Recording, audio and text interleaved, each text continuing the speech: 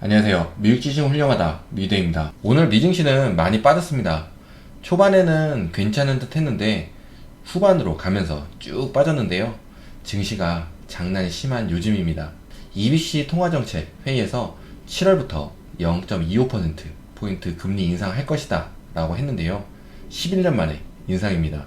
인플레이션의 상황에 따라서 9월에 인상폭을 결정한다고 했는데 인플레이션 안 잡히면 0.25% 이상 올린다는 말도 되겠죠. 앞으로 나올 물가지표가 증시에 큰 영향을 준 하루였습니다. 예상치는 8.3%, 지난달하고 비슷하게 나올 것으로 예상하고 있고요. 근원물가는 5.9%, 전달보다는 낮아질 것 같다고 예상하고 있는데요. 예상보다 더 높게 나올지도 모른다는 불안감이 더 많이 증시에 반영이 된 하루였습니다. 만약 높게 나온다면 긴축도 더 빠르게 진행을 하게 될 것이고 또 0.5냐 0.75냐 말 나오기 시작하겠죠. 그럼 유럽도 더 가파르게 긴축을 할 수 있다 볼 수도 있겠습니다. 그리고 또 경기 침체 이야기 나오기 시작하겠고요. CNBC에서 CFO 대상으로 설문을 했는데 경기 침체를 피할 수 있다고 하는 사람이 하나도 없었다고 합니다.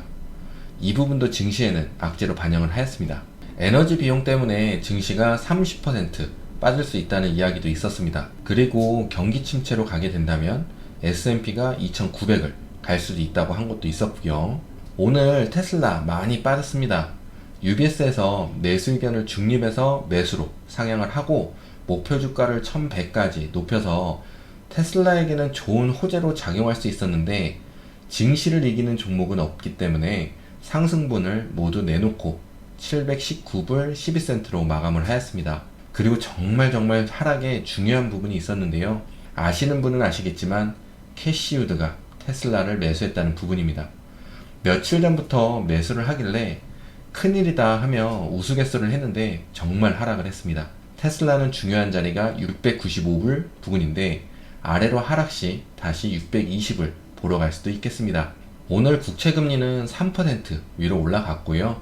오늘은 물가지표의 불안감으로 매도를 한 듯 보이지만 국채금리가 3% 아래로 내려오는 경우는 그 하루는 그래도 괜찮은 상승장이 나왔었고 3% 위로 올라갔을 경우는 와 뭐냐 뭐 이런 하락장이 나오기를 반복을 했는데 오늘도 역시 같은 흐름을 해주었습니다.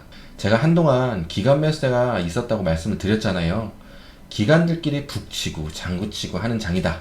근데 마침 오늘 스파이 572밀리언과 2.7 빌리언 다크풀 거래가 있었다는 이야기가 있었습니다. 다크풀은 익명거래 시장이라고 보시면 됩니다. 그러니까 뒷거래하는 거라 보시면 되는데요. 기관 투자자들이 대량 매도를 할 때 주로 사용을 합니다. 어떤 의도의 매매인지 공개적으로 밝히지 않고 하는 것이기 때문에 시장에는 부정적인 영향을 주지 않는다고는 하는데 뒷거래라는 이름이 붙은 이유가 있겠죠. 하여튼 결과적으로 보면 하락하기 전에 매도한 것으로 보는 시각이 많습니다. 그리고 지금 스파이가 401불이니 매수라 보기에는 어렵겠죠. 추가적 하락이 나올지는 내일 물가지표 발표하고 어떻게 해석이 되느냐에 달려 있겠는데요. 근데 생각해보면 많은 사람들이 인플레이션이 심각하다라고 이야기를 하고 있고 높게 나올 거라고 예상을 하고 있는 지금인데 그럼 증시는 하락할 것으로 해석할 수 있는 부분이고요. 저의 개인적인 생각으로도 높게 나올 거라 예상이 되는데 서프라이즈급 그러니까 굉장히 높게만 나오지 않는다면 우선 물가지표에 증시가 반응은 해주어야 하니까 하락하더라도 제한적인 하락이 나오지 않을까 생각이 듭니다. 그리고 물가지수에는 약간의 속임수라고 해야 할까요? 증시에 크게 영향을 주지 못하게 방어편으로 근원소비자 물가지수를 만들어 놓았습니다. 변동성이 높은 식품과 에너지를 제외시킨 지수이죠. 식품 같은 경우는 예를 들면 태풍이나 자연재해로 농산물에 피해가 생겨도 나라에서는 어떻게 할 수 없고 유가 같은 경우도 중동에서 어떻게 하냐에 따라서 변동성이 심한데 나라에서 확실하게 어떻게 할 수 없는 부분이라 제외를 시킨 건데요.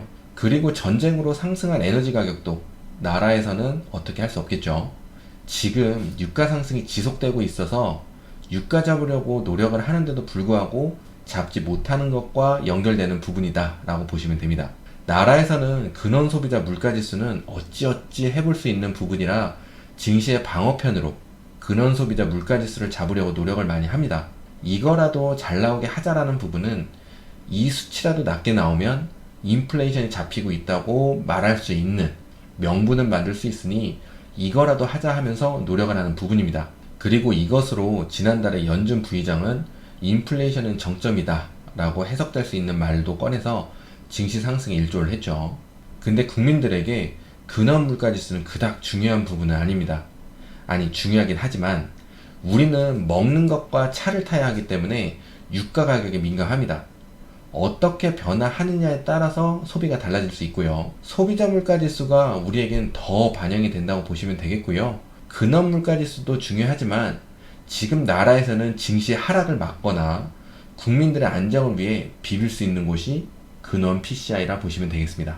내일 예상이 되는 부분은 식품도 그렇지만 유가가 워낙 많이 올라서 물가지수가 높게 나올 것으로 예상이 되는 부분은 당연시된 듯 보이고요.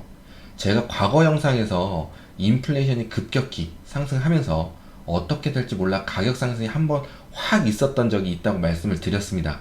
그 후 여러 가지 이유가 있는데 간단히 말씀드리면 올리고 보니까 내려갈 룸이 조금 생겨서 가격 조정이 일어나고 있다고도 말씀을 드렸는데요.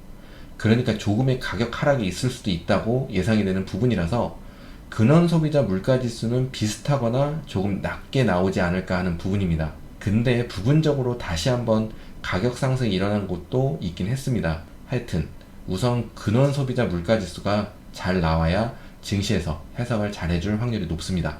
그리고 테슬라 루머는 나왔던 이야기 한 번 더 언급이 되면 말씀을 드리려고 했는데 비스무리한 이야기들은 나오는데 딱히 특정하게 이야기가 다시 나오지 않아서 나중에 다시 나오게 되면 말씀드리도록 하겠습니다.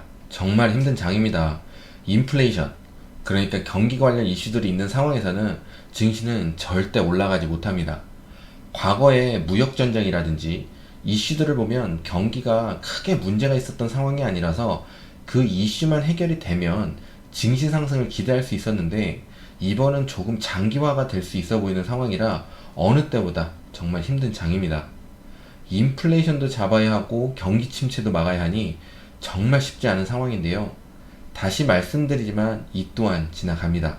이런 하락장 이번에 이겨낸다고 해도 또 앞으로 증시에서 돈 빼기 전까지는 수없이 겪어야 하는 부분입니다.